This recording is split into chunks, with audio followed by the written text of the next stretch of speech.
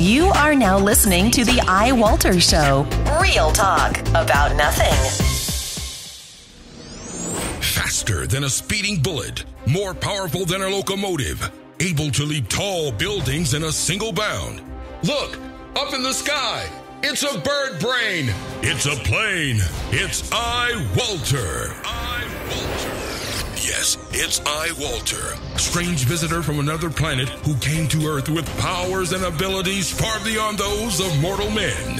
iWalter, who can change the course of mighty rivers, bend ears with his annoying voice, and who disguised as Walter Interranti, mild-mannered janitor for a great metropolitan newspaper, fights a never-ending battle for truth, nonsense, and the American way.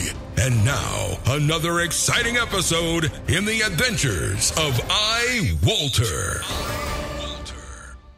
Okay, hey, this is Walter and iWalter. I'm actually doing one on two separate computers. Like, I got all my information on my Mac, and I got this PC laptop. I'm trying to see what the difference would sound like, because it's a newer computer, actually, I was experimenting with. And I'll explain that in a minute. But it is the 16th today, so 16th. So everyone, hey, welcome back if you do listen to me. And hopefully I can do a good job with trying to do a decent show. Again, I'll explain that in a minute. I was hoping not to have too much information. Unfortunately, I found too many articles. Excuse me, I'm rubbing my nose. That really caught my attention. Yeah,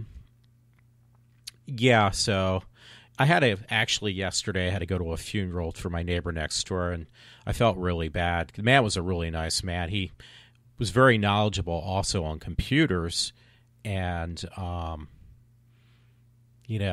used to actually go to him to get information.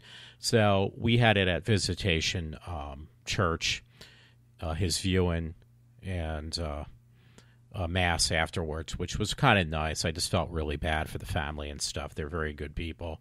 So Mr. Daniel Hickey passed away.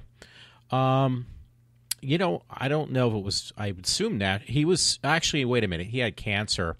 That's another thing. There was another article I found tonight with people with cancer. It seems like everybody's just all of a sudden you hear all these cancer cases. It's something you thought they had a little bit under control, but obviously they do not. I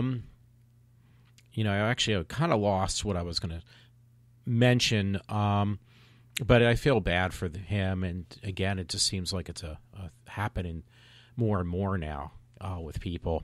But I got this laptop. It's a limited edition. I figure I'd just at least try it out, see how it sounds, how it records.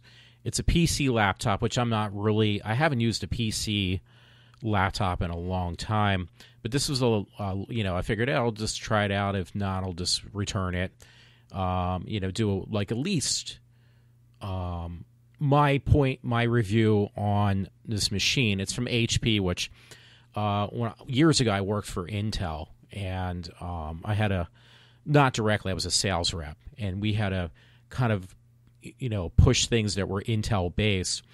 And I know when I was doing that, it was actually the Pentium 4 was just being launched. It was right beforehand. And I couldn't really say much good about Intel. It actually got me fired for being too honest in a way that you're not supposed to be. But anyway, that's a different story for a different time. But yeah, actually, what was I going to say? So, but back in the day, I remember HP were one that we had to mark or sell because, HP obviously had Intel-based processors in them. And it was like, well, these are pretty much a piece of junk. But as the time progressed, HP actually, the woman, I can't remember her name, she's actually was running trying to get become a Republican candidate for president. I really liked her. I apologize. My friend Matt will kill me.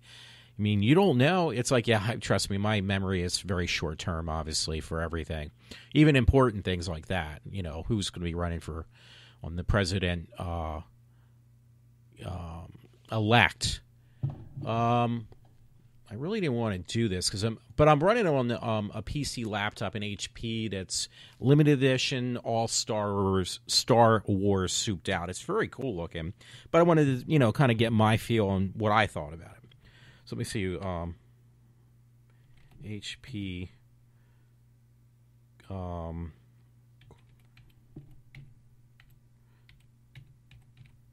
Sorry about that. It's bad enough because I got wires everywhere right now, so it's not a good idea. Oh, Carly Fiorina, I think is her last name, if I'm saying it correctly. I personally thought she did a pretty damn good job. And she's been like busted majorly on how she worked with HP and some other companies. But personally at the time, because she was kind of focusing on, which they didn't like, she was focusing on more of she foreseeing the future, which she was correct with, in my opinion, that the future was going to hold more of a consumer market as well as just a corporate market. And she was trying to make better machines for the home user. And apparently they did not like that. They, lost according to what they were saying, the money they lost on making these rather expensive home computers cost them more, where they could have made more money on the commercial end, or not commercial end, in the corporate end, which, hey, I'm a consumer, so I loved it. She made, when she was held responsible, and I did see a difference that the HP computers were built really well.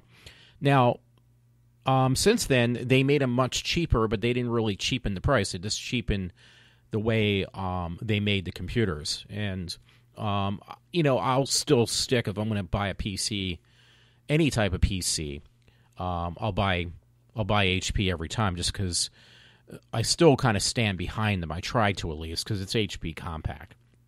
But they are made much cheaper, and the quality is not there from when, Carly was there. I think she ran the company a lot better, in my opinion. But who wants to hear that?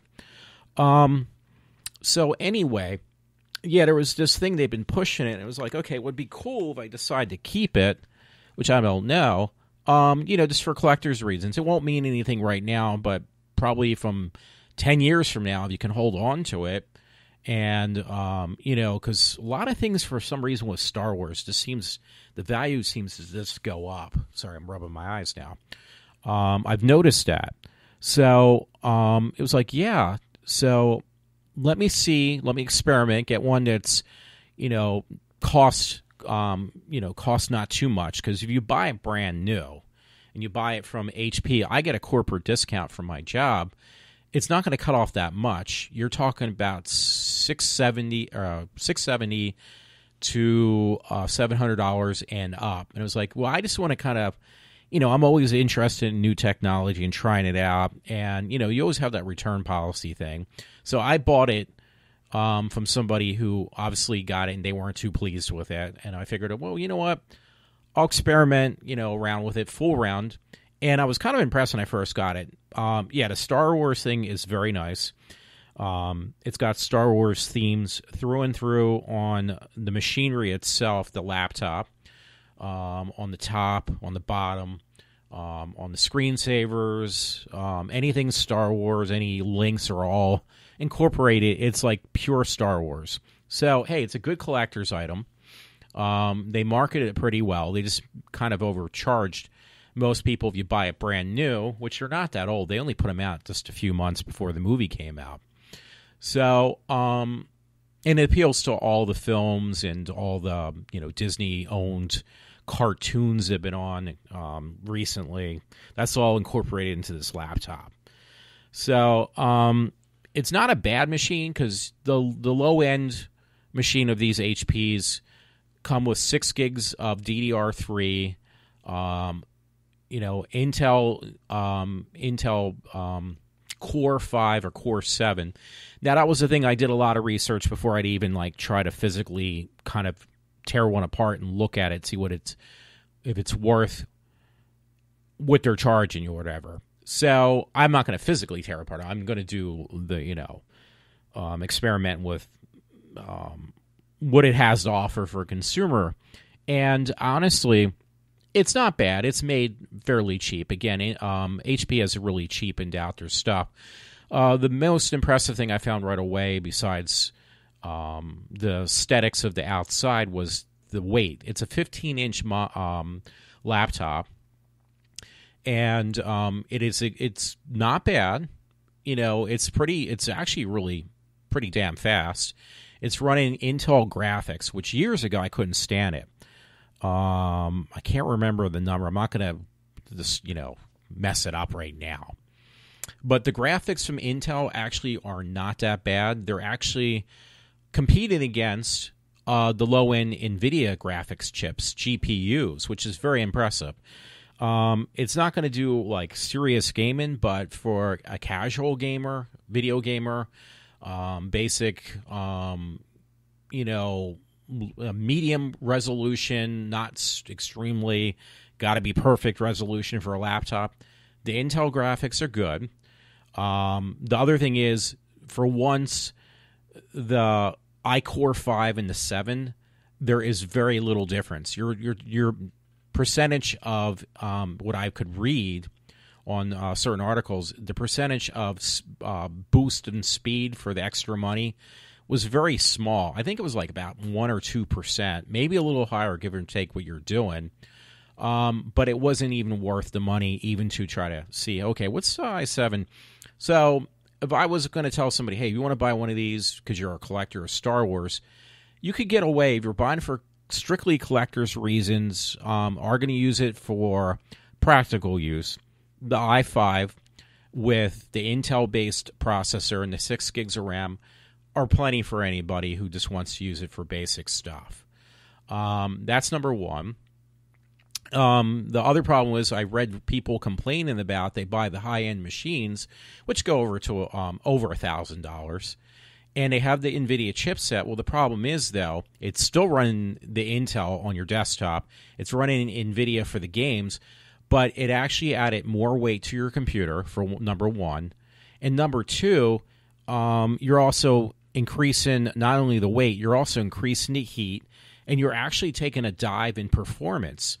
Because, and it's going to drain the battery a lot faster, too. So that was all things I figured, hey, if I'm going to do a review on the HP Star Wars limited edition laptop, most of this is going on just trying to fool around with it, and then two, reading a lot of reviews.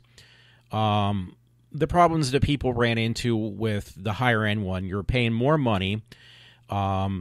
Everything is identical minus your CPU is got a different number, but your performance is not going to be that fantastically. Some reviews say, yeah, it's a lot better, and other ones say, well, if you really read between the lines, there really isn't too much of a difference if you look at the number of specs you're getting from it. Putting the NVIDIA GPU in there to try to game on this machine will just increase your heat performance, drain your battery a lot quicker, and actually make it kind of your performance actually suffer.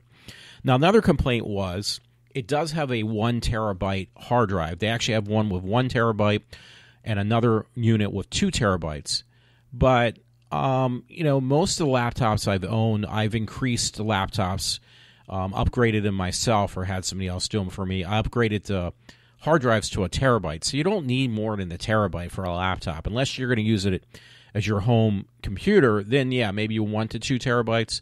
But personally, for a laptop, it's really unnecessary to have that extra room. It's just basically showing that you have bigger balls. It's not going to, it's going to take you a while even to fill that. So the terabyte's good. The 6 gigs of RAM are good. Some of the things I was poking around with, because I wanted to do a little bit of, checking stuff out.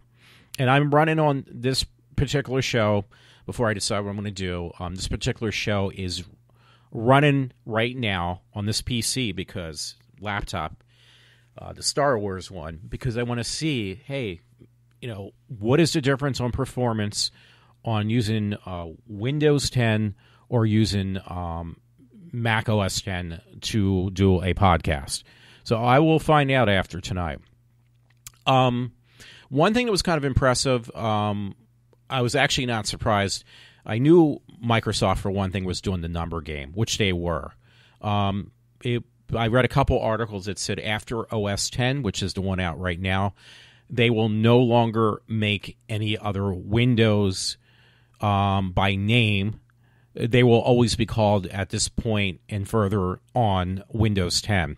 So I knew it was a number game because Mac has been keeping the OS X, which means 10, Roman numeral 10, for the last 10 or so years, maybe longer. And it's just a sales pitch. So Microsoft has decided, okay, we're going to catch up with the number game. We're going to stay at 10 indefinitely now. All we're going to do is offer upgrades. Even if they change drastically the appearance of the OS, it's still going to be called Windows 10. So, again, they're trying to compete in the Mac world. So, it's like, okay, you're just playing numbers, and you're not really, and you're probably going to still charge a lot, I'm sure. I know for a fact Mac hasn't charged in years for their OS.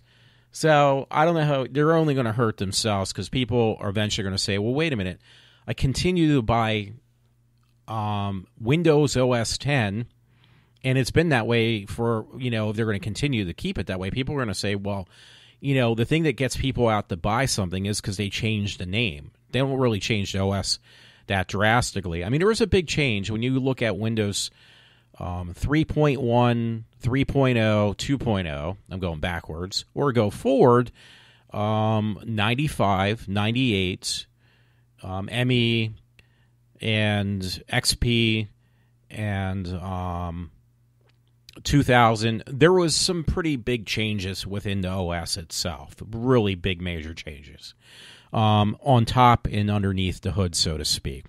So, but now they're just, at the point they're going to say we're going to do what Apple has been doing, and we're just going to call it 10 for indefinitely now. I don't know how long that's going to last, but that's what they're saying now.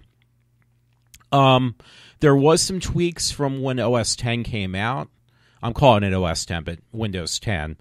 And one of the only things that, there's a couple things they actually did tweak that did not work. Because I have got it like 2 years ago now, or at least a year and change. Got one really cheap, was this Surface from Micro Center, the Microsoft Surface, which basically it's it's another PC-based tablet PC though, because I wanted to see, and it's good when I go on trips. But I do like the iPad a little bit better, give or take. The only thing is with Surface, the Windows Surface, it's running the full OS of Windows 10. But you're kind of limited because it is a touch screen. You can add a keyboard, but it doesn't come with one, I think, initially. You have to buy that separately. So there's good things and bad things.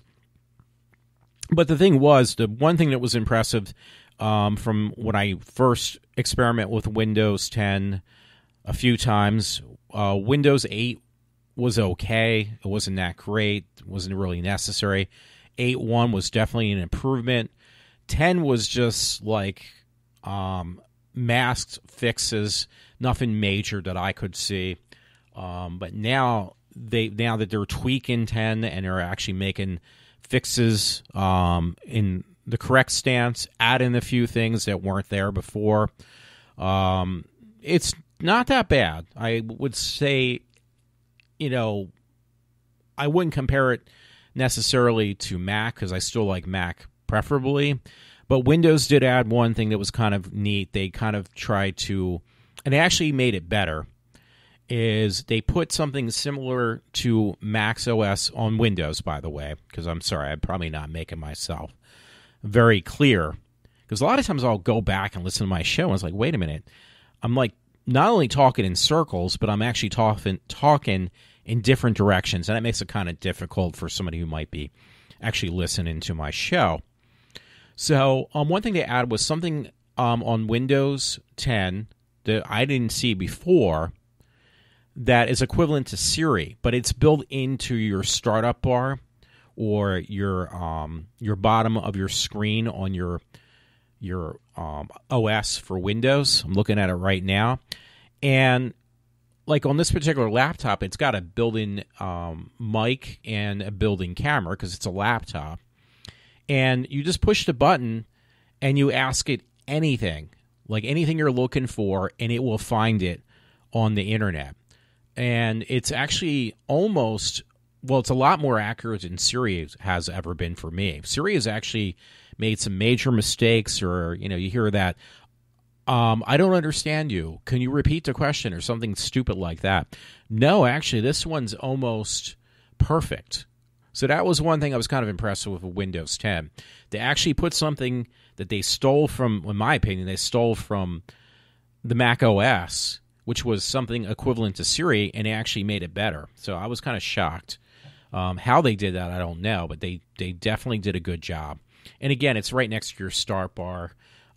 There's like a built-in, if you have a mic, that your OS you can actually communicate. If you actually give more than just one word, if you give a whole sentence or two sentences, it generally will type them out almost 100% perfect. Not quite, but they definitely get very close to it. So that was like, wow.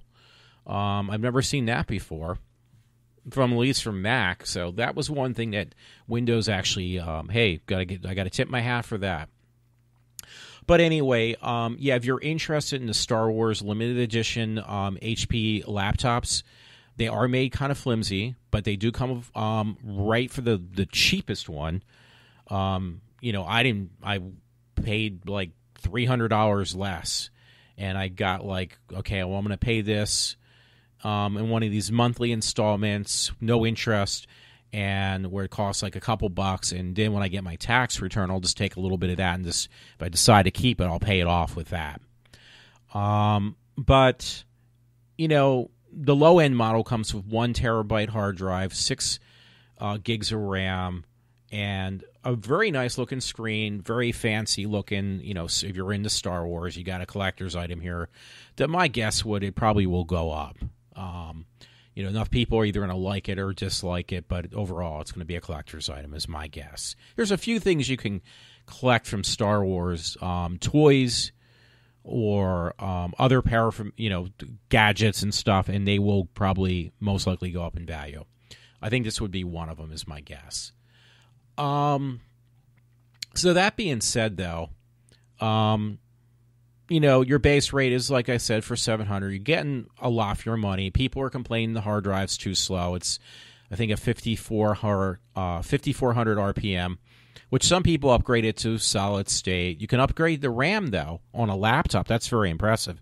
To me, from HP, the RAM is upgradable to 16 gigs of RAM if you'd wish to. So that's not too bad. That's nothing to sneeze at. So you get a lot more than just Star Wars, but it's mainly themed for Star Wars fans.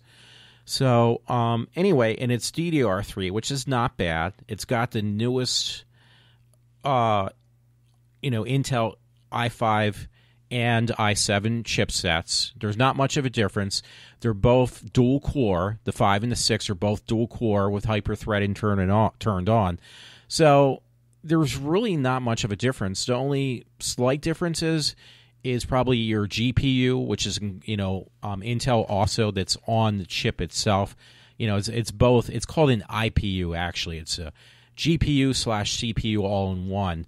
And when Intel started doing that a while back, a couple years ago, it was horrible. They've actually caught up to NVIDIA's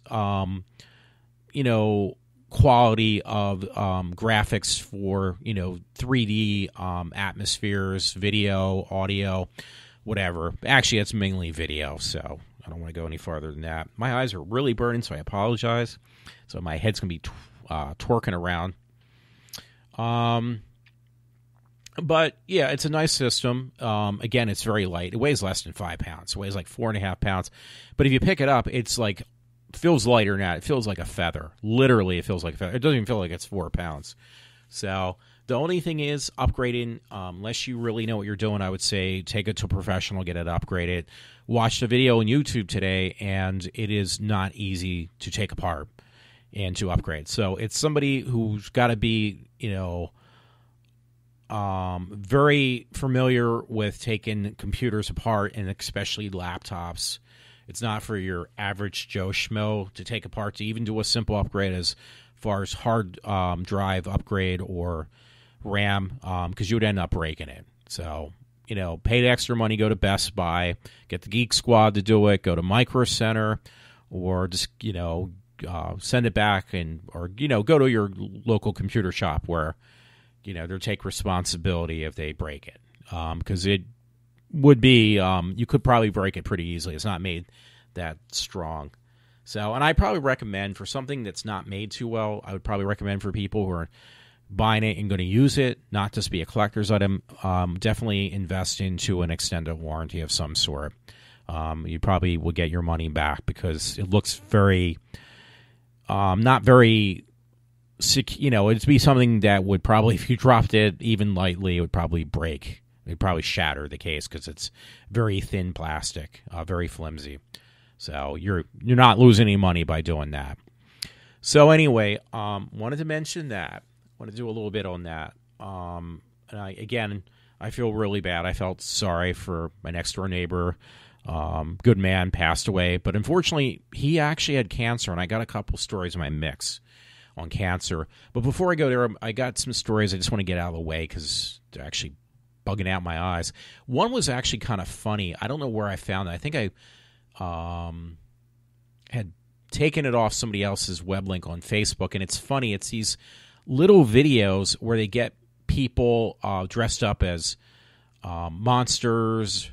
This particular one I'm looking at right now, it's a GIF, is of a guy dressed up like a zombie, but he's like an amputee, because I've seen this before, but he's dressed up like a zombie that's been chewed apart. And the guy actually only has one arm. And I'm sure because they make up these people. And he's like in this elevator where he has a fake intestine hanging out, and it looks like his legs were gnawed off, and he's made up to look like a zombie, but he literally is an amputee. Or would that be considered a quadro? Well, he has one arm. He's missing one arm and two legs. He's dressed up like a zombie. Sorry about that. I just bumped my mic, so I apologize. And he's literally chasing this guy down this corridor, and it is so funny. I think if I seen somebody like that looks like he was chewed apart by a zombie, and now they're a zombie, and it looked like this guy, I probably would be crying like a baby and running like a fairy or whatever, and probably be pissing my pants and shitting myself just trying to get away from this guy, because it is actually really funny from my perspective. From that guy's perspective, I'd be running. I would have wings on my back before I was done because I'd be running so quickly. And it is really funny but scary. So I just had to post that out. There is like so many stories I have, and I'm experimenting with this HP system. So please forgive me and bear with me to see if I can do this. I got to put these headsets down too. I got an external headset. I got to lay on the ground. So give me a minute. Alrighty. I had a friend tonight come by, and he had to take me out to get me out of the house for a little bit. So I appreciate that because I've been kind of penned in a little bit here and there. A friend Todd had posted this. I don't know if he gave it to me or I just had taken it from him. Sometimes he doesn't give me everything. 100%fedup.com, and I think my friend Todd, his brother, sent it to him because I make a big deal. I got this fascination with these places called Waffle House, which this is about. And it was on January 13th because I said it was the 16th. So it was a couple days old. It says Waffle House fires 2 employees after viral video emerges of a woman using pot of water to style hair in kitchen. Oh, they actually do show it too. Yeah, so let me just move up this mic a little bit, make sure I don't ruin my setting too much. Well, I'm just experimenting anyway. Waffles and Weaves, oh my, is what it says. Waffle House says it's fired 2 employees at one of its Arkansas restaurants after a video emerged showing workers dipping her hair into a pot of water in the restaurant kitchen. So they were working on their hair. It says Antonio Robinson tells Memphis, Tennessee television station WREG that the friend found hair in his food when they dined last week at a Waffle House in Forest City, about 90 miles east of Little Rock. Robinson said he watched one employee dipping her hair into the water pot on the stove in the restaurant kitchen, then drying it with a towel. Sorry about that. Robinson says he and his friend recorded the incident on their cell phone, and they do actually have a still shot in the video. So, again, that was from 100%fedup.com. I can't believe people would do this stuff, especially in a workplace. And you'd have to see who's doing it, but obviously they just think they can get away. These particular people think they can get away with just doing whatever they want to do, and there should be nobody stopping them. Hey, because I am allowed to do whatever I want to do in life, and tough if you don't like it. But this is a restaurant where you serve food to people. Waffle House based in, which I didn't ever knew this, Norcross, Georgia, said that in a statement it has fired 2 employees and that the restaurant has since passed a state health department inspection via Fox News.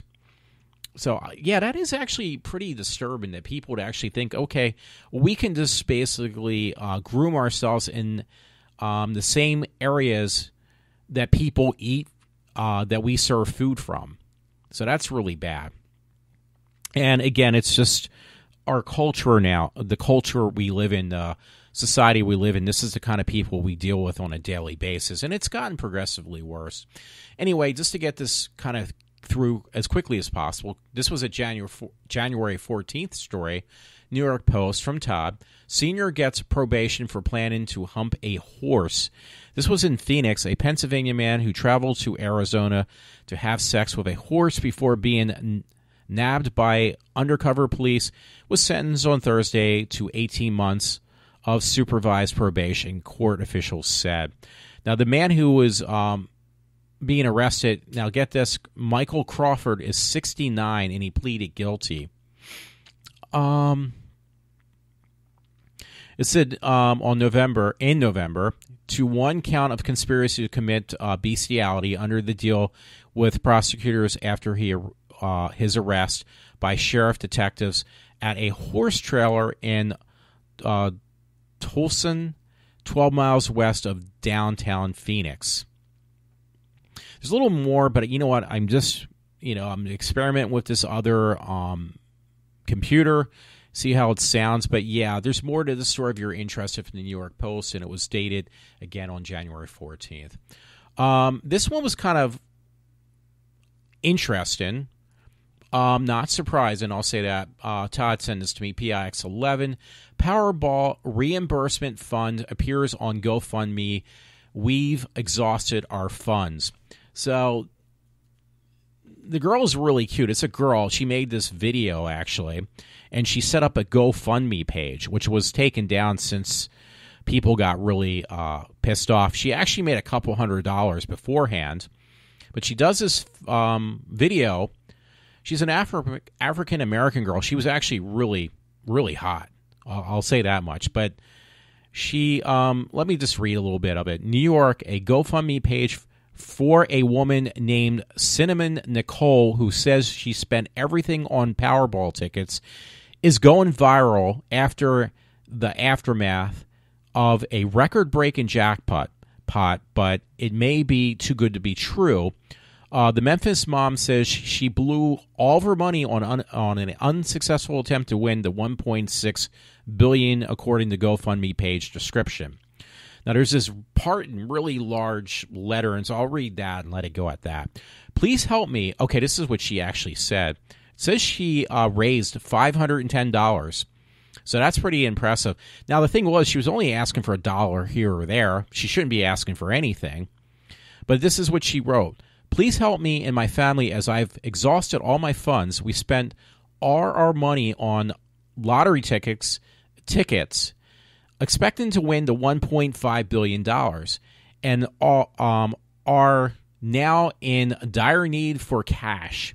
With a small donation of at least $1, a like and a share, I am certain that I will be able to pick up ourselves from the trenches of the loss of our loss, and spend another fortune trying to hit the big one again!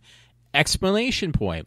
So she spent all her life savings on tickets to win the lottery. She's a single mom with a boyfriend and a child, and she was asking for money. She actually got up to $500 in donations, and she basically doesn't even hide the fact. So I got to give her, hey, that's pretty ballsy to say this, so she could buy more lottery tickets. But she ends it with saying, please, won't you help a family in need, donate now. And she wrote that all in caps, to donate now. So here she spent all her money. She was being completely irresponsible. She was asking for more money, and she actually raised up to $510 before the thing was pulled. And the only reason it was pulled because not for the people who actually felt bad for her, even though she was being totally irresponsible. No, it was for the people who got really pissed off, and they said some pretty derogatory things to her that finally brought this to an end. Like, for instance, I'm trying to get to this because they wrote something like, I sweetheart, if I see one person give you a rusty copper penny, quote unquote, I will spend 10 times what you spend on a lottery ticket on a plane ticket to fly to their humble abode, so spoiled in riches that they can afford to make it rain on sweet brown like ratchet humans such as you, who chose to spend their cash on Remy, flaming hot Cheetos, Voss water, and a Powerball, and commence to kicking every single one of their asses. So there was like 2 or 3 more of people really pissed off, writing really derogatory things. And yeah, it's kind of funny, but it's also like a little bit inappropriate. But it got to the point that it got pulled. And this woman is from Tennessee, I guess. It says the Powerball reimbursement fund showed up on GoFundMe after a record jackpot went to two people in Los Angeles, Florida, and Tennessee. So this woman, she spent all her money, everything, even money that was meant not for her, and she was begging for more money so she could buy more tickets. And she wasn't very old. She was a young girl. So very cute. Todd found this one somewhere. It is kind of funny because it's so inappropriate. Mandatory.com. There's currently a masturbation booth in New York City. This was from January 15th, where the fun of masturbating in the privacy of your own home, it says, where's the fun in masturbating in the privacy of your own home? So excuse me about that. When you can go out in the busy New York City streets and tug away during rush hour. Well, those who prefer the excitement of public self-pleasuring, you now have a safe place to do it. I'm sorry, I'm starting to laugh. And you don't even need to bring along your own trench coat.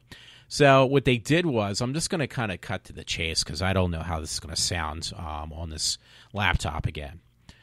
They basically set up a phone booth in New York City with a draped you can pull over, and it basically was turned into, it says Guy-Fi, a place for people to basically masturbate. The Guy-Fi, created by London-based sex toy company Hot Octopus, is a male stress relief booth It is currently sites on 28th Street and 5th Avenue, and it comes equipped with all you need: a chair so you can relax, of course, a laptop because you need to visit your favorite porn sites, and a curtain so you can have a alone time and not get arrested. So this is no joke. This is a real deal. It would be kind of creepy to walk by and hear some guy jerking off. Me and a friend, my friend Matt, it was funny that time. We went to New York and we had to use a bathroom. And the closest place, because I really had to go, we decided, hey, just for the F of it, we're going to go into this porn movie theater and just check it out to see how bad they are or how different they look from renting porns. And this was in New York City, so we go in there, we use the bathroom, we kind of spend like a couple seconds, a couple minutes, and we leave because it was just like, this is ridiculous. And we were laughing at each other, I guess, or at least, kind of communicating. This is funny because there was a bunch of guys in there who not only were in there taking care of business, masturbating, jerking off, pulling the pud, and other things, but they were also, I think my friend Matt told me, he could correct me, that one guy actually fell asleep and was snoring. Like he was out for the count because after he took care of business, that myth about men falling asleep was actually true. And it was kind of really funny. We went up actually to go visit Howard Stern more than once, and this was one of these occasions.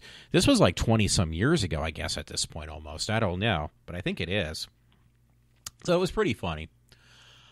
Alrighty, so this is completely different. I put this up. I got like a dozen stories, so just to give you a heads up.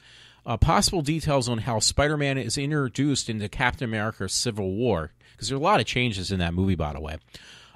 We know that Tom Holland will make his MCU debut in the year's Captain America Civil War, and we're also pretty sure which team he will be fighting for at least initially. But now a rumor claims to reveal that the specific reason he's choosing that side, or rather that Avenger. So I'm not going to read any more because it could have obviously a potential spoiler. Okay, I'll read a little bit more. So I lied. Though not officially confirmed, when capped, Chris Evans and Iron Man Robert Downey Jr. clashes in Marvel's Captain America Civil War, all signs point to Peter Parker, Tom Holland being on Stark's side. So I won't go any further. I said enough already. So you can find that on comicbookmovie.com. So it's pretty cool. This one I actually wanted to read too. Star Wars Rebels Season 2 mid-season trailer full of spoilers release. Only reason I'm reading this, because I don't watch this, even though it is on Disney, or one of them, is because Disney now owns Star Wars. They show one of these cartoon characters holding Kylo Ren's lightsaber, the one that's kind of looks like a sword, if you watch the Star Wars movies. So that's kind of interesting.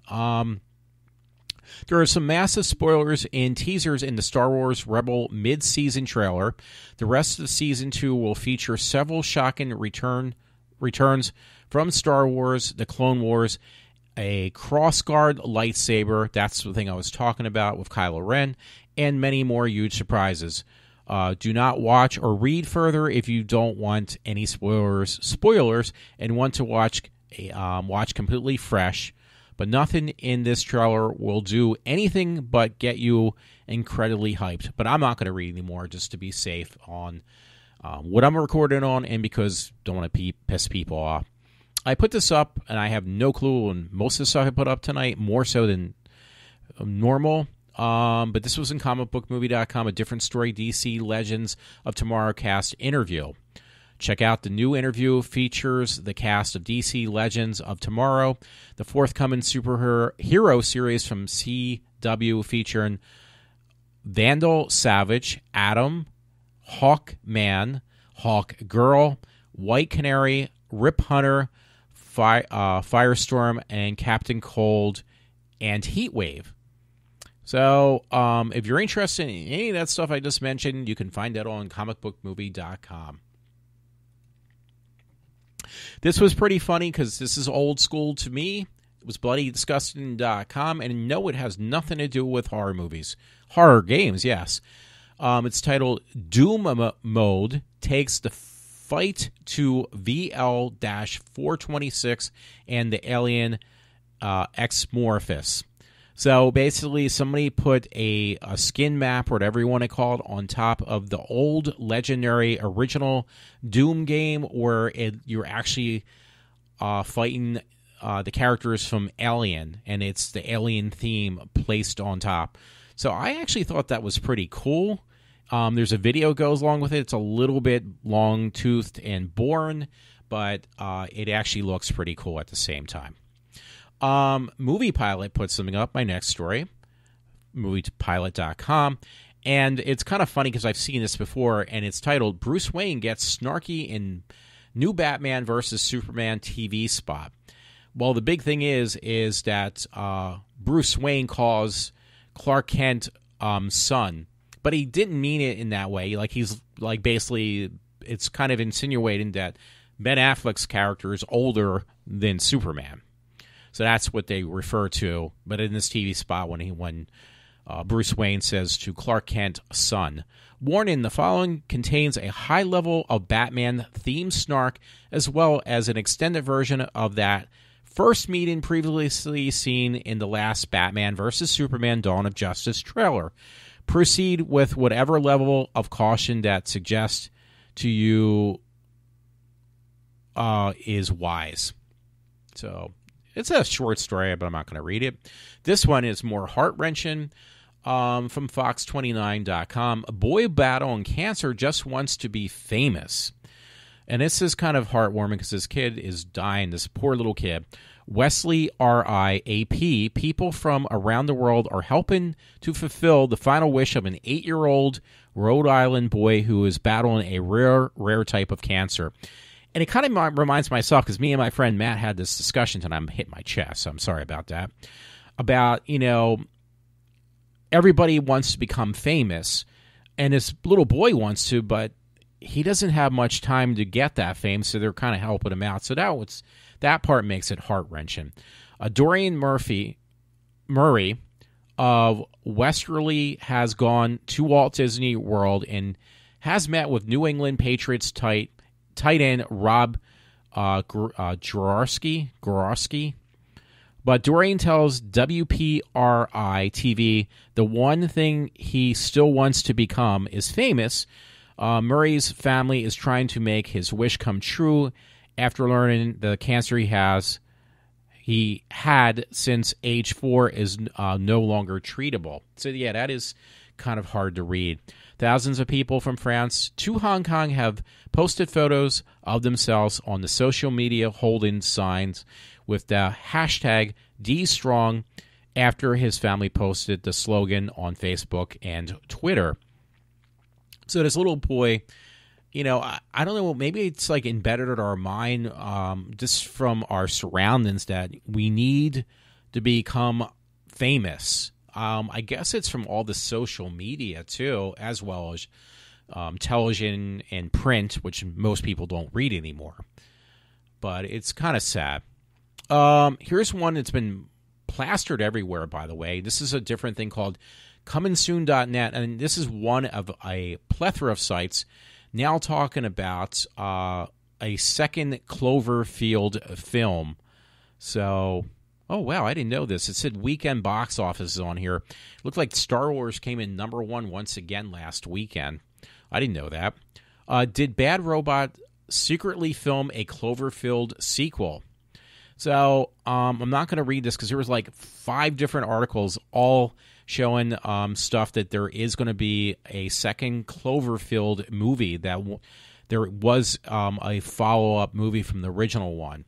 Which the whole premise of that movie was that like a Godzilla-type movie, which it kind of led you to believe that, but it was some type of other alien monster or some other big creature in this movie of Cloverfield. But now they said, teasers, trailers, and a lot of speculation. Who knows what's going on? That's actually a... I was ready to say Josh Whedon, but that's definitely not Josh Whedon. can't remember his name off the top of my head, who is, did, trying to look for his name right now. It's not important, actually, obviously. Moviegoers are attending the first screen of Michael Bay's 13 Hours Secret Soldier of Bogzika or whatever. I'm sorry, I was just trying to look for his name of who does Star Wars, who had taken over Star Wars franchise.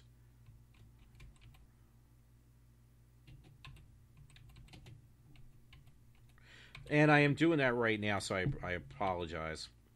I hate doing this because this is a different setup, too.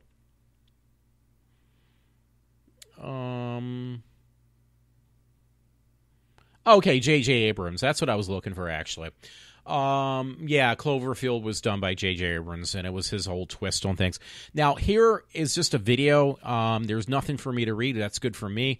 But this really got to me, and it's on my Facebook page. I had taken this, and it says, the one that got away, and there was these people fishing. I have no clue where they were fishing at. And, okay, it says, you really need to see this from Myrtle Beach, is what the person wrote underneath. Somebody said this.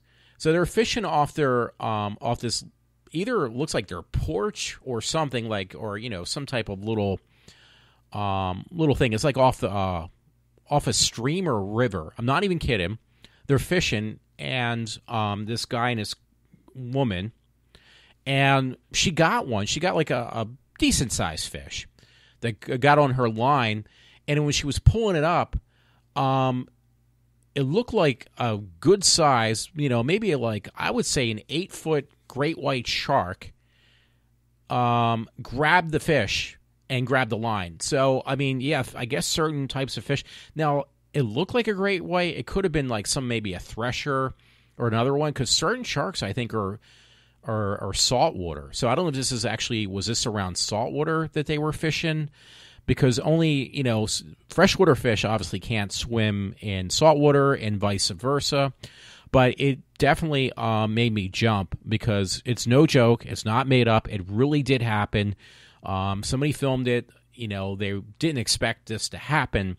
But yeah, a shark actually ate the fish and grabbed the fish line. And there was no way, especially if it was like a thresher or I want to say a tiger shark, but I think threshers are very aggressive.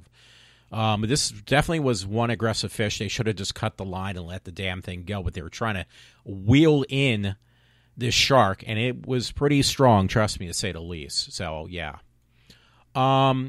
Okay, here we go. I'm going back to a depressing story. Comicbookmovie.com. Brian Bedford, voice of Disney's Robin Hood, dies of cancer. So there you go again. I was saying this at the beginning of my show about this whole thing with this cancer. It's just like people are dropping off like flies.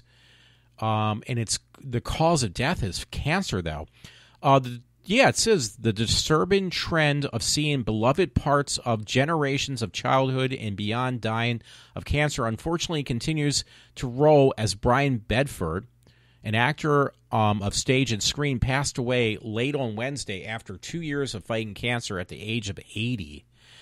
The actor is best known in the audience as the voice of Robin Hood in Disney's 1973 animated film Robin Hood that cast animals as the main players.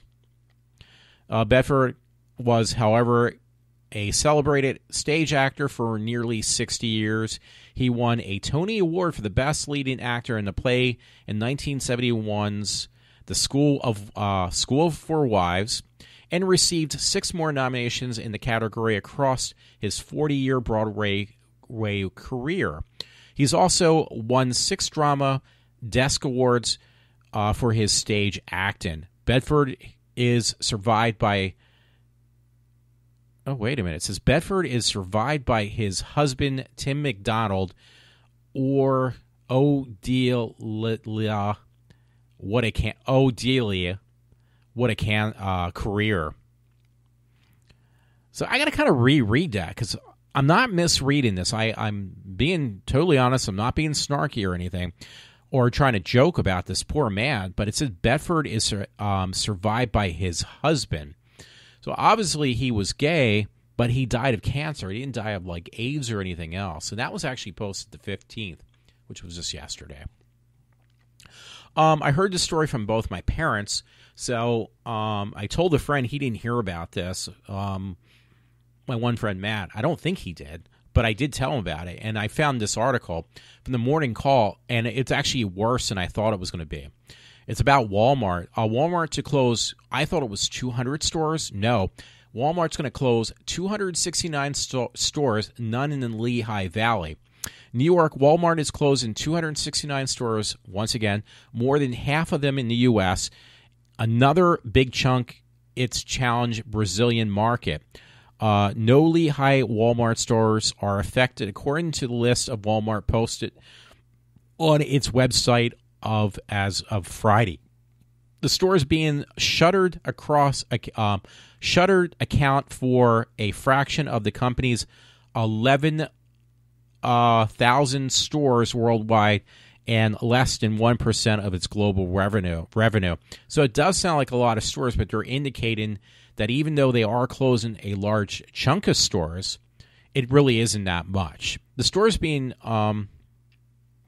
I already read that, so I apologize. More than 95% of the stores set to be closed in the U.S. are within 10 miles of another Walmart. The Bentonville Arc Company said, and is working to ensure that the workers are placed in a nearby location. So, you know what? I told this friend that, yeah, it looks like the economy, which it is, trust me, it is doing extremely bad.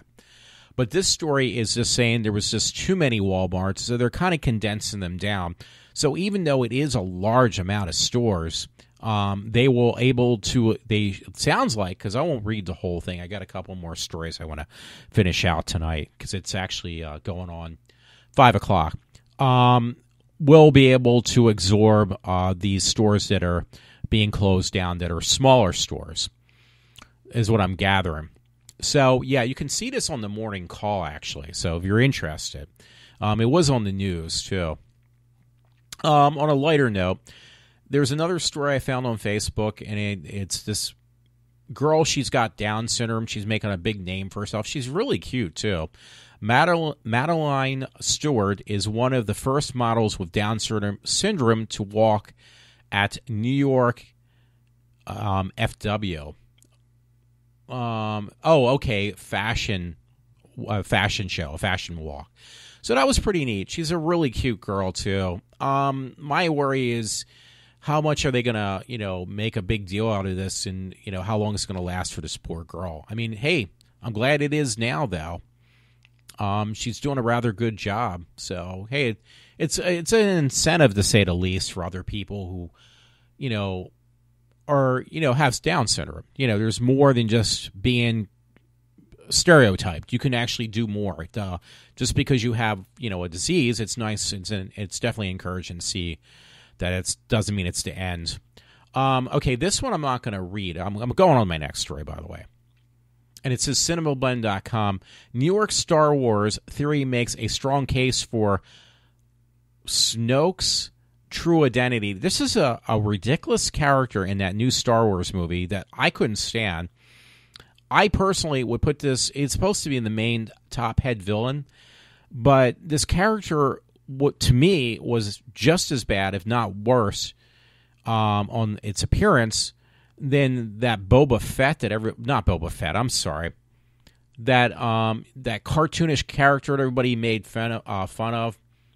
From Lucas's Star Wars when he did the first three. Let me see if I can find who the name of it was. Just put down the worst character of Star Wars. Of Star Wars. Because usually, Jar Jar Binks. There we go. Hey, that was not hard. So, everybody's always making a big deal out of Jar Jar Binks, but you know what? To me, personally, this Snokes or whatever, how you say its name, this character is as extremely annoying as Jar Jar Binks was for the other people. And I just hope they bring this character out a little more because it's just horrible. It's extremely bad. So that's why I don't want to read this. But people now are going nuts to figure out who this Snoke is, and it's got to be some other big character, and it's like really drawing a lot of crowds. Now, you talk about a waste of time. I mean, it's just a waste of time in general with entertainment, but that really is not only a waste of time, it's just so annoying that every day I see all these articles on this BS about this Snoke, S-N-O-K-E, with apostrophe F's on this story. Some friend sent it to his brother, sent it to him on Facebook, so I had to just kind of dig at it because I was curious about it. It was from TravelChannel.com. Aftershock, Stanley Hotel / Penhurst. Zach revisits his investigation on Stanley's Hotel in Penhurst. He hears about a woman with a spiritual attachment coming from the dark energy emitting from the Stanley Hotel. So there's a story on that. This guy who does these ghost adventures. Honestly, most of that stuff's all propaganda and bullshit anyway. No offense, but there is no such thing. You believe in that. You also believe in unicorns and other things. Anyway, there's this story that got rehashed. A really hot-looking woman, and I guess people were asking her to do another one, or it just got resurfaced again, and it's really stupid, but she's really hot, too. This woman named Molly Ann Weimer, she did this thing on Butt Emergency where she acts like, she's not, though, but she acts. She's like a comedian, at least for Facebook. On Women Butt Emergency, Women Are Not Cows, where she tries to pretend to be the stereotypical dumb blonde, like her whole theme is on Facebook, which she's got like a large following. I really like her. I'm going to actually add her. I thought I already did. Okay, she's reached her limit, so she's actually maxed out the amount of people she's allowed to have as friends on Facebook.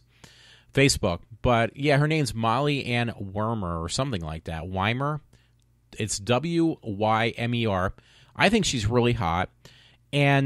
But the thing is, the videos she does, playing the dumb blonde, she does a really good job, but it's not her. She's pretending to be. Is, playing a stereotype type character comedically.